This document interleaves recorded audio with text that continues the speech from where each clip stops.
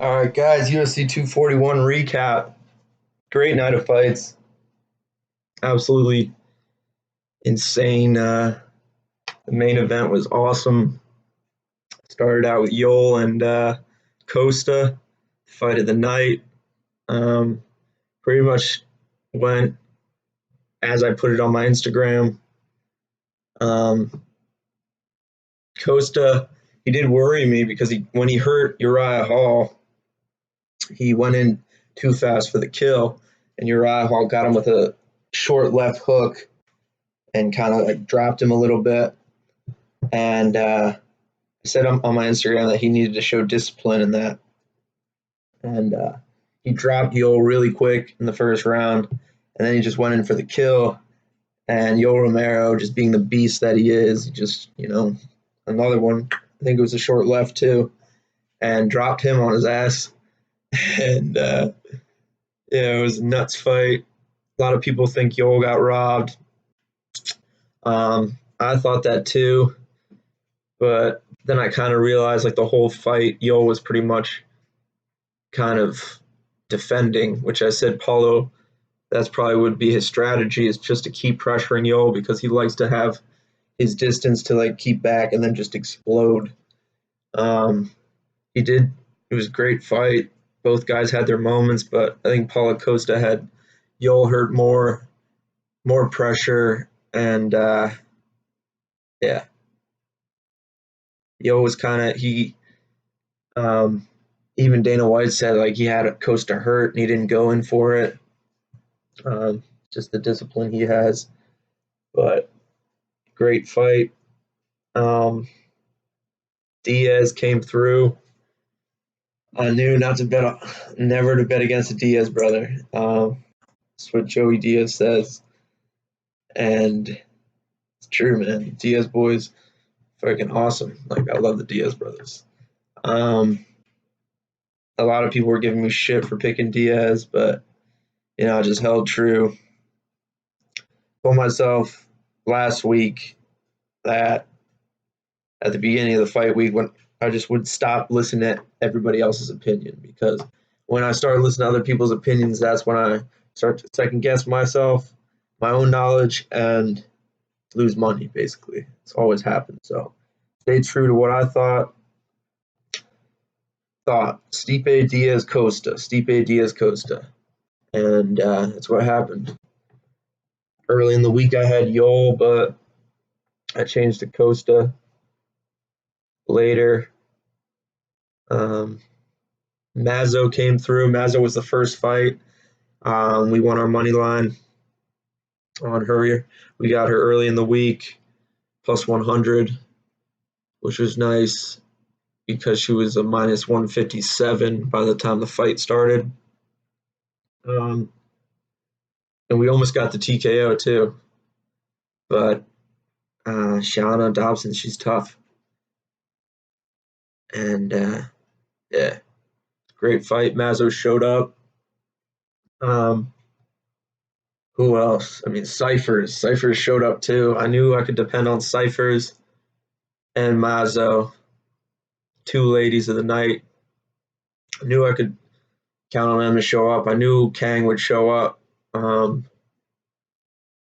Brendan Davis did show up, though. He injured Kang with those leg kicks. And Kang dropped him a couple times. I knew he would drop him in the first round. It's exactly what happened to Brendan Davis in his first fight. He got dropped in the first round by a dude with a similar style. So I was confident in Kang. I thought we can get the TKO or the finish at least.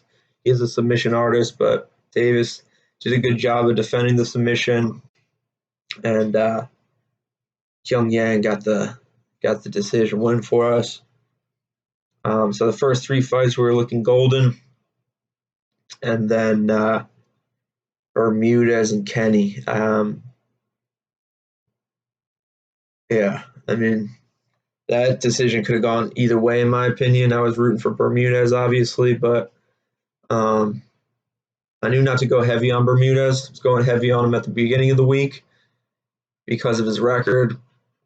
And then I started doing a little bit deeper research into Kenny, and going through his coaches stuff, his gym stuff. He is a judo black belt, so I was like, I don't know if Bermudez will be able to take him down.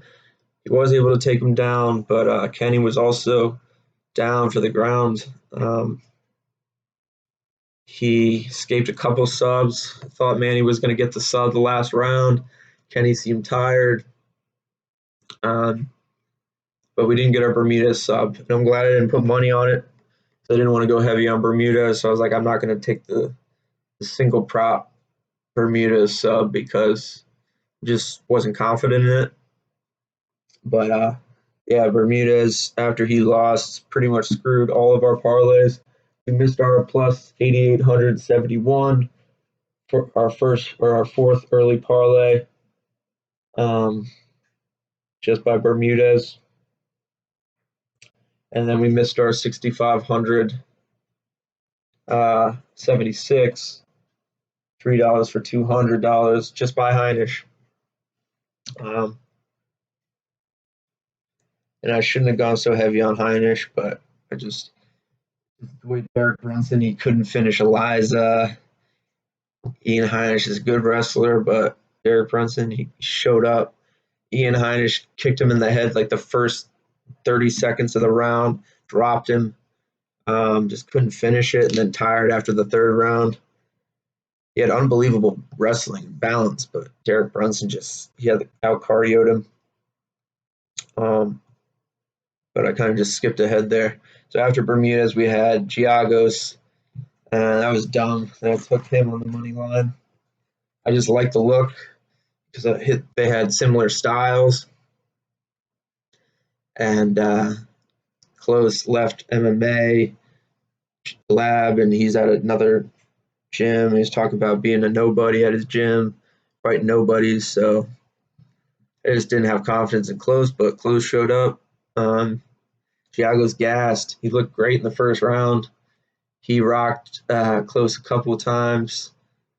Showed good takedown defense, good wrestling. But yeah, just gassed again. Same thing with Heinisch. Sandhagen showed up, the decision, like we had him. Devontae Smith. At the beginning of the week, he was facing another opponent, and I wasn't very confident in him to begin with. He was just a slight favorite. I think he was like a minus 167 or something like that at the beginning of the week with his previous opponent, but then his opponent got injured or something, and they replaced him with Worthy, and he was a minus 1,000. So I included him in one of my late parlays, but I knew not to go too heavy on him because he is still green. But Worthy showed up. And right when Anik was talking about how they used to be sparring partners, used to be training partners, I was like they used to be boys back in Ohio.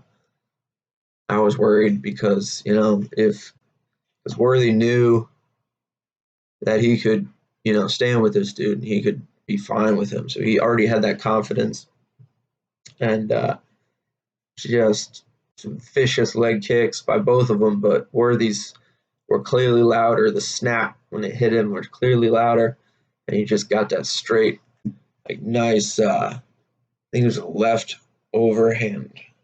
It came from the top and came down right on Devontae's chin, and then he came up with the uppercut.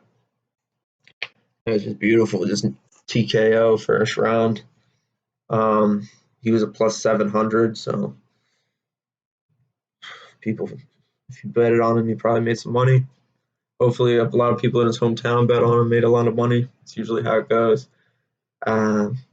He seems like a fucking cool ass dude too. He got the 50 grand bonus.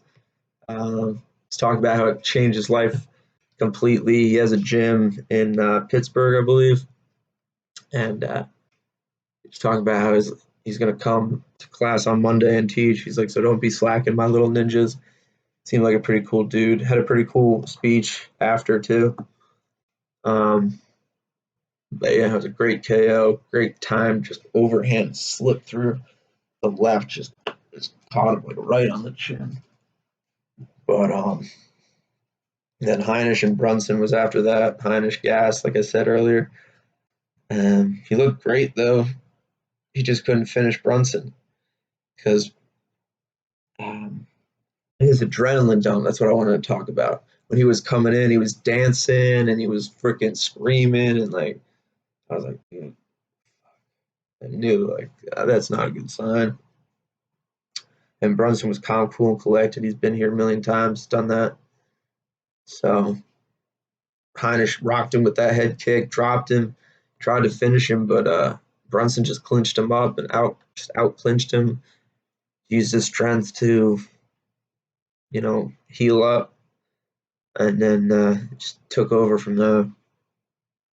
Yusuff scared me for a second there. He got dropped by Benitez in the first round, but he was just coming forward. He didn't give a shit. Just no respect for Benitez at all. Just coming forward, hitting him with huge shots. Kind of leaves his hands down a bit, but seemed like a really good striker to me. And he just got caught. So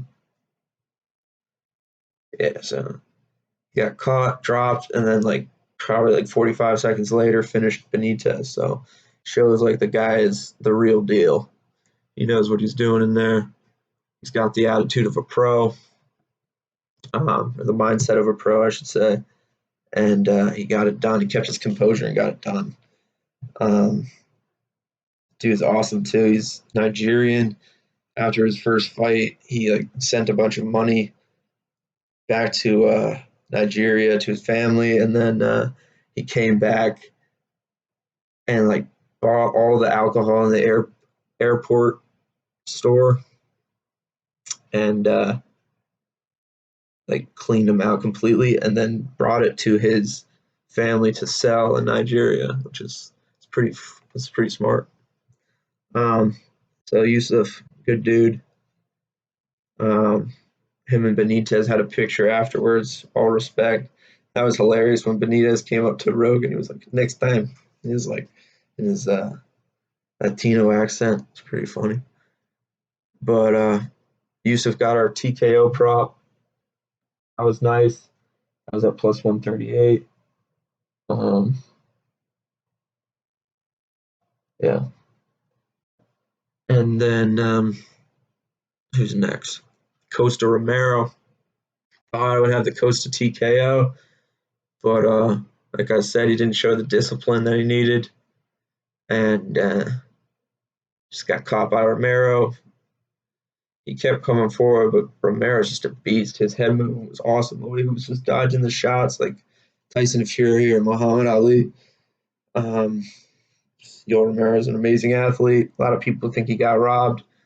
I thought he got robbed at first, but I mean, octagon pressure is pretty much everything. The whole time, Yoel was just trying to survive.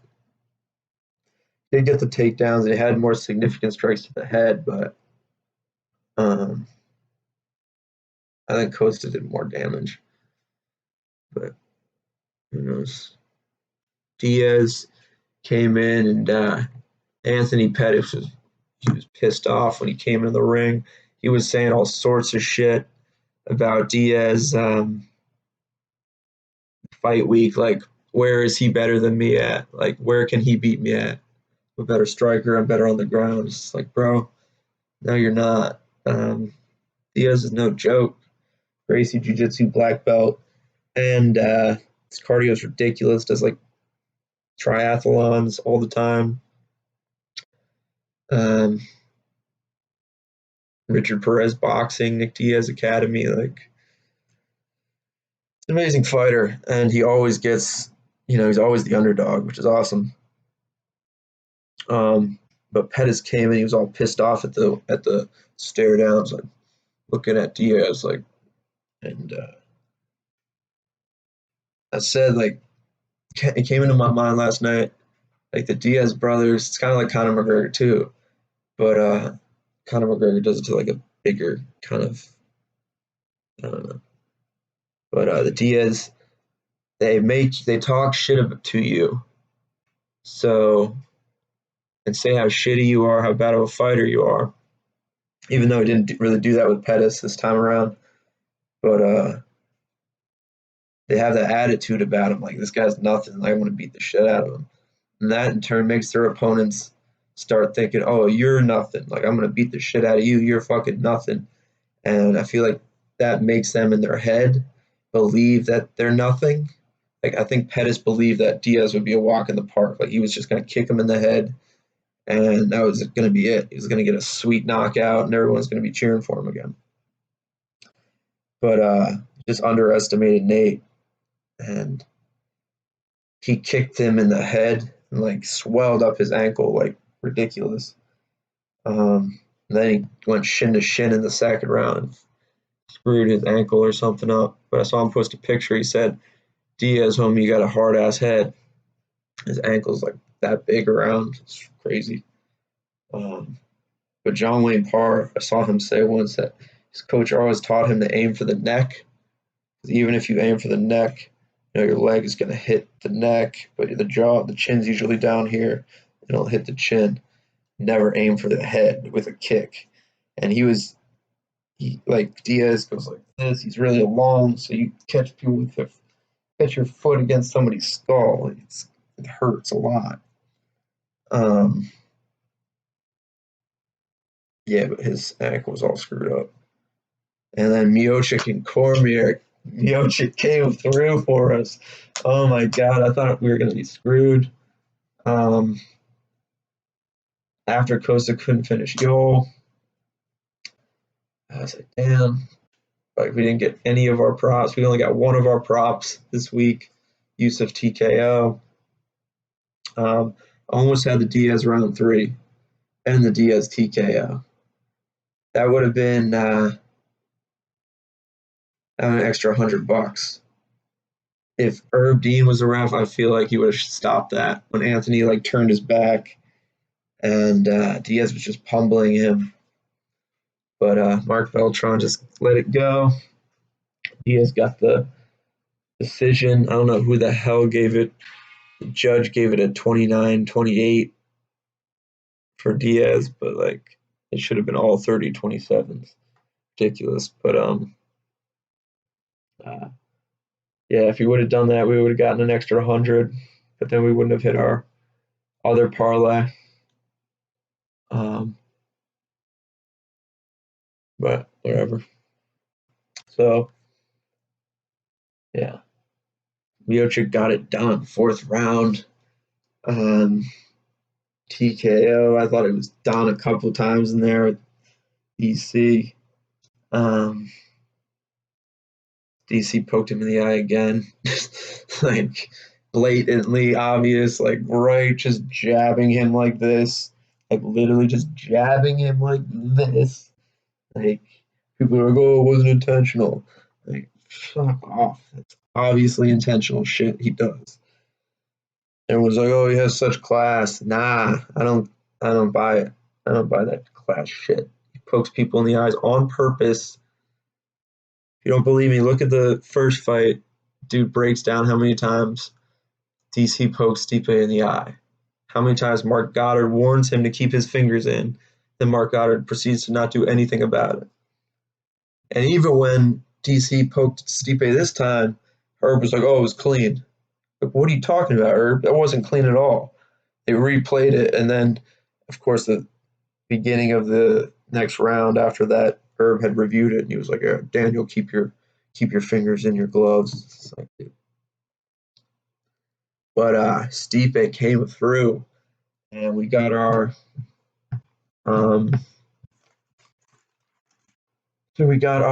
early parlay number 1 plus $954. I made that like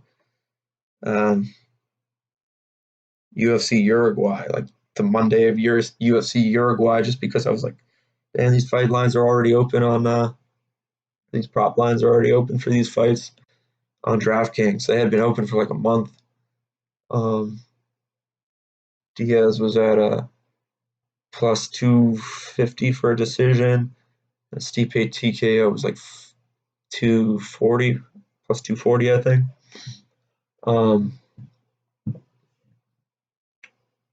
But yeah, early parlay number 1 we hit $5 for 52.70.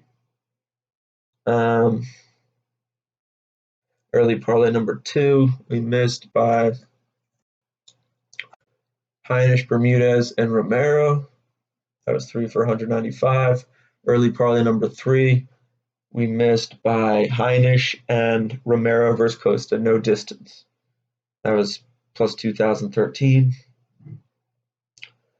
Early parlay number 4 plus 8,871 we missed by Bermudez. Again, I think that decision could have gone either way. It was 29-28. That was 1 for 89. Early parlay number 5 we missed by Heinisch, 6,576, 3 for 200. Heinisch screwed us there. And then Heinisch Romero, 5 for 300, screwed us. And distance parlay, I screwed up a lot.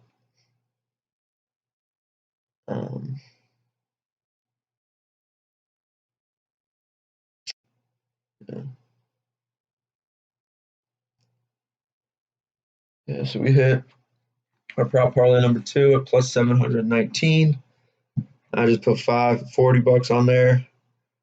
That was Yusuff TKO, Kyung Ho Kang win, Cifers win, Smith versus Worthy, no distance, Cormier versus Miocic, no distance. So that saved us. Miocic saved our lives, saved my bank. And we missed the Diaz TKO, missed the Diaz round 3. We would have had both of those if it was Herb Dean reffing.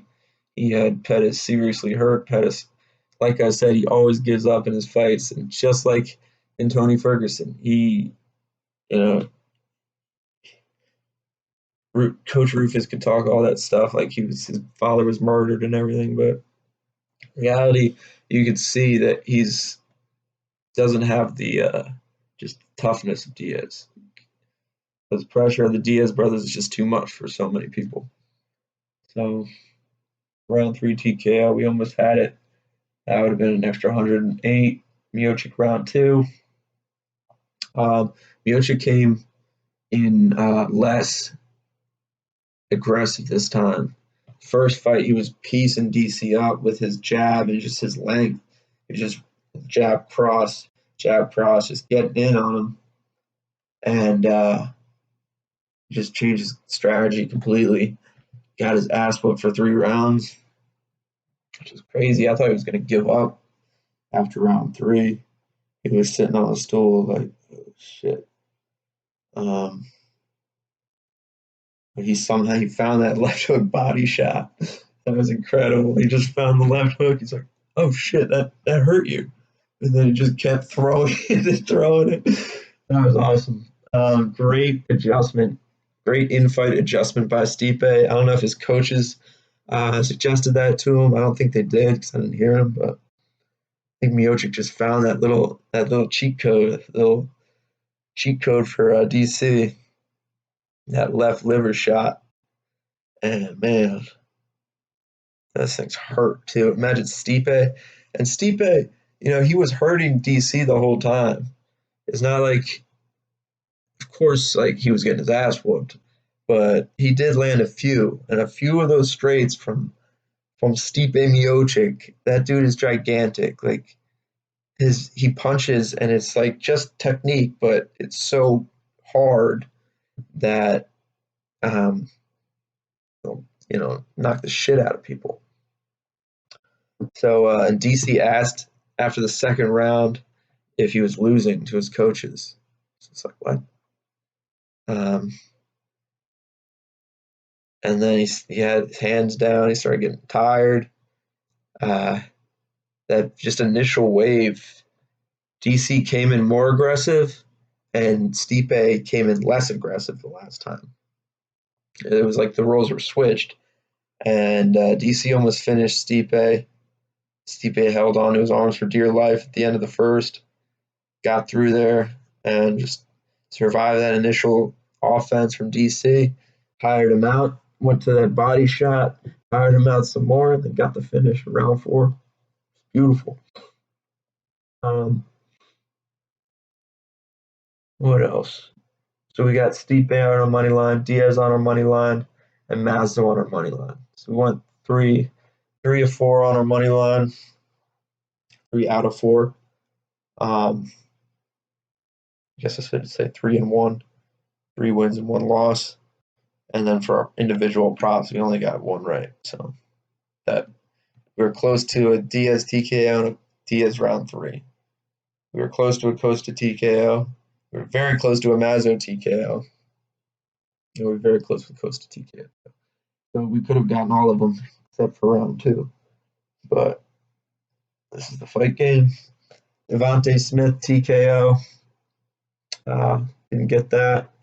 Screwed us on that. That was only $1. Costa TKO. And then my $39,858 parlay. That's 1 for $1. Is Diaz decision.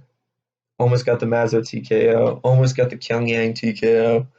Almost got the Bermuda sub. Sandhagen decision we got. Smith TKO, no way. Heinisch TKO, almost got it.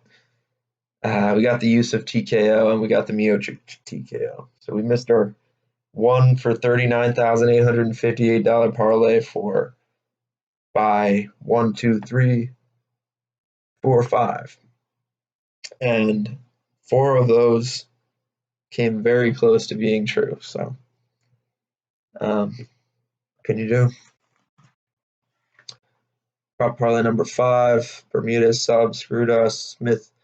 I was gonna do alternate round 2 for Smith, but I was like, this dude, like, he's a plus 1,000, no way, which is dumb. Should never listen to the odds makers. But had Smith round 1 to 2, Romero Costa alt round 1 to 2, and Cormier alt round 1 to 2. But we got the use of TKO out of that. And then our prop parlay, or our money line parlay, our late one, we got Kyung Ho Kang, Mazo, Cifers. We lost Giagos, Kenny, Sandhagen, lost Smith, lost Heinisch, Yusuff, lost Romero, lost Pettis, lost Cormier. And that was the one I was like, oh, maybe I should make one parlay with Pettis and Cormier just in case. And that's what happens when you listen to other people. So I don't do that. Prop parlay number 6. We missed by 4. We got Mazo 3 to decision, Cifers 3 to decision. And Brunson Heinisch 3 to decision. So we got half that. And then, yeah. That's it, guys. So we ended up getting 100, or I got 146. So we made $40 or something. But at least we didn't lose money. Banked out last weekend. So went a little crazy. I just risked 100 this weekend. We risked only 60 last weekend. Made out with 300. And then this weekend we risked 100, made out with 146. So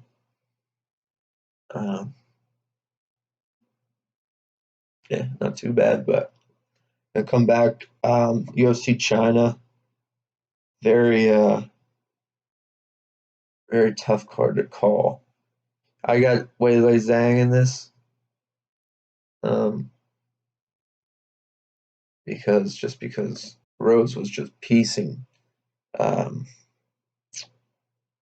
Andrade up the whole time, and then just got slammed on her head and knocked out. Just pretty crazy. I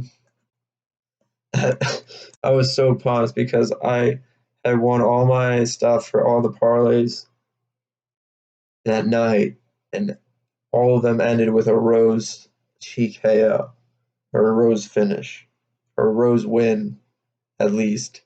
And it was looking great. Everyone's celebrating, like, oh shit, this is going to be awesome. and that happened. Would have made out with like 40 grand, but Andrade slammed her on her bald head and knocked her out. But